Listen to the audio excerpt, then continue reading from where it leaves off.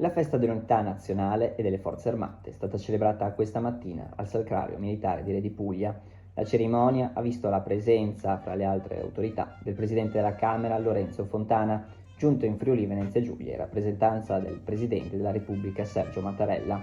Insieme a lui anche il Ministro per le riforme Maria Elisabetta Casellati, che nel suo discorso non ha mancato di citare alcuni riferimenti rivolti ai nuovi e angosciosi conflitti che si stanno verificando nello scenario internazionale, quindi l'appello affinché la pace prevalga sulla guerra. Questa giornata racchiude e simboleggia tutti quei valori identitari grazie ai quali l'Italia si è fatta nazione, sono le parole del ministro Casellati.